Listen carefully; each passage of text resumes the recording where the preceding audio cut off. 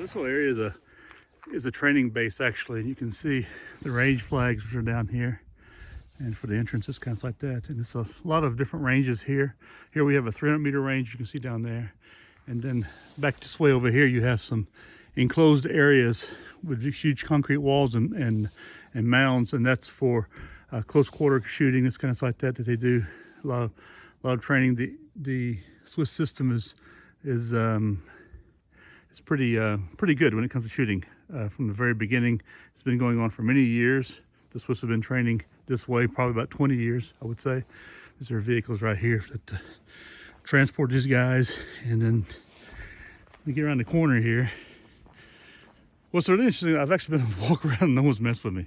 That's what's really cool. I don't think that would happen in the States, but there's the sun in our face here. But if you look here, we have these built up areas here for training, and they use here also. So it's like an assault course that they go through. They have on the other side over here, they have a machine gun range over here, which you can hear, and they have bunkers over here for that. I'll show you more when we get up. I've come up here on top and sort of hiding from sun here. There's a lot of sun here, and here you get an idea of this built up area they've come up with. They've got here, and you can see the view down. And this is the bunker area I was telling you about, and the machine gun area that they shoot into a range over there. And it's actually a pretty good area. It's pretty nice. Now, this area here, all you who are Swiss, you know where we're at. You've been here probably training a good bit, and so it's pretty well known. But yeah, it's a very clean shooting range. It's super clean. The Swiss are very clean, very well upkept. You know, in the summer you'll see cows up here when they're not when there's recruits aren't training. But this place is very well upkept. It's a very beautiful area. We're up on the mountain near Romo in Switzerland, and it's a wooded area here. They could bivouac in, whatever. You know, they've been doing some cutting here also, but it's a beautiful area, and it's a nice range area. It's sort of odd because what happens is that I think the range is sort of, you come into the middle of the range and you shoot in about 180-degree arc because of berms and that kind of stuff. But it's lots of security, you know, when they're shooting. Those guys, you know, unless they stand up, that they can't shoot left and right of where they're at inside the indoor shooting range, which is pretty good. Well, shooting from the indoors to the outdoors, so it's protected. And you know, they're trying to get for accuracy here. The Swiss are very, the Fastenon's a very accurate rifle when it comes to its accuracy, and all you just put a scope on it and you have yourself a really good sniper rifle. You know, although it isn't 5.56, it works very well. But the munition that the Swiss Army uses is a very high quality munition. I've shot a good bit of it. It's not the same stuff you can buy on the market, that's for sure. Very good quality. And every Swiss soldier who's serving, still doing his commitment, which could be 10 months at one time, or it can be several years, they have to do a certain amount of days in total. I think it's around 300 days or 400 days like that total.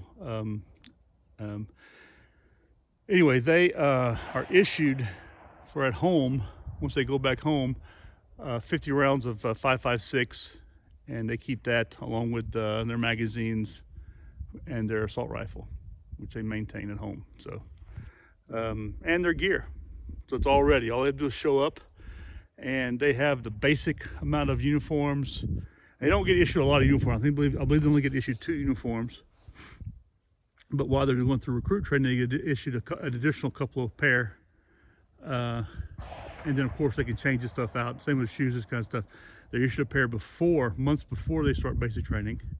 So you can go ahead and break them in, that first pair. And then that way they have a pair that's broken in by the time they get there. But the problem is that they're still using the old greases, this kind of stuff, on an all leather boot, and it's sort of not very good. But now they have a new boot, and I don't know if they use anything on it now. It's a brown boot. It's made by Hex. Really good quality boot. I have the Scout version, which is, it's a 6-inch. They have an 8-inch boot. Very good, comfortable, and they use the mountain boot from Hex, which is the same color. These are like coyote, or like almost like a chocolate brown, milk chocolate brown, pretty typical for Switzerland. Huh? And then they get their new uniforms. They're still testing out right now, also in their new gear, which is coming online. What we see more in the West with body armor, chest plates, chest protection, chest magazines up on a vest system with a battle belt, and pistols, because a lot of them get issued pistols also. And then they're going to have newer equipment like Gore-Tex jackets and pants, and then more combat oriented equipment like we see now within the U.S. system or other countries that are wearing it, you know. And so things are starting to change. The Swiss are catching up, and this is only because they have elements like the DRA, which is the Swiss Special Forces, who are really just on top of all this. They're using the same gear that you see around the world, and they are a really well-trained unit with a complete selection system. I mean, the Swiss are very big on their selections, and I know people who've top quality, super fit, very strong, very smart guys who've been through their selections, and they get bumped because of something medical. I mean, a lot of them get bumped for medical reasons, like, you know, there's something that's happened in their childhood or something like that, and they want a perfect soldier, you know. So you know, there's a lot going on there. But anyway, but their DRA selection is a little bit different. It's a little harder, and guys don't stay there long because it's so hard on the family life. I think a lot of guys don't stay past their first contract, actually 4 to 5 years, and so they have a huge amount of rotation, I think, within it, which is sad. But there's some excellent guys, and there's a good couple of good documentaries you can watch about it also, which is quite interesting, about their training and stuff. But they're on par with what you see normally in the West. In the United States, it's kind of like that.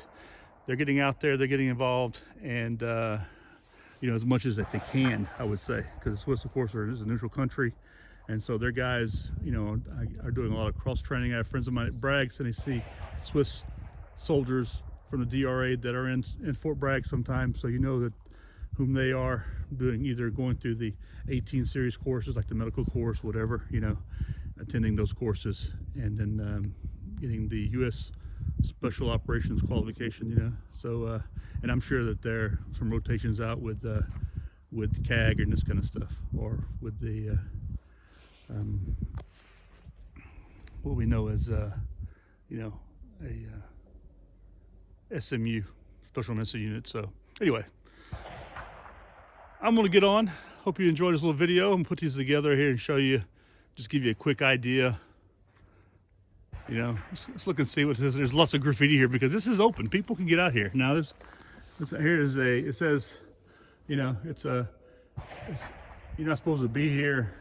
You shouldn't be hanging around here, actually. But and this is because it's danger of firing. It's where they fire from, one of these locations while they're doing their stuff.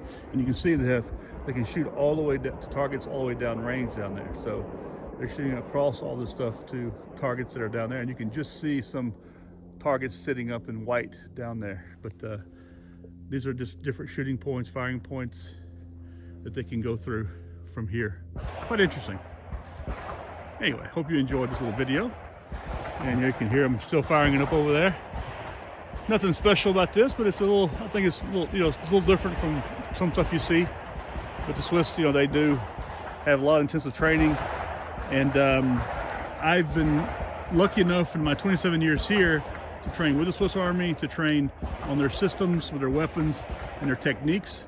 They've been training close quarter CQB techniques called the NTTC.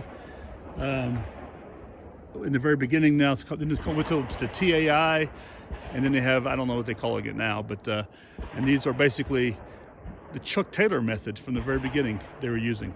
And so this is all you know, this is all developed, and of course it's developed within their special forces like it does in the United States and other countries first, and then from there it leaks down to the basic soldier. But here in Switzerland, they have been working on their personal firing and CQB techniques like for a long time. They were probably one of the first countries to incorporate this across their entire military. And the results of, you have some really good shooters in Switzerland, really good guys who know how to to do CQB, who know and understand what it means, especially their infantry. But anyway, just a little bit of that information about that, and I hope you enjoy it. Please subscribe to my channel, and you know, give me a like, thumbs up, leave a comment down below, especially if you know this area, it's interesting, and you know, share with your friends and your enemies, and I'll talk with you very soon in another video. Goodbye.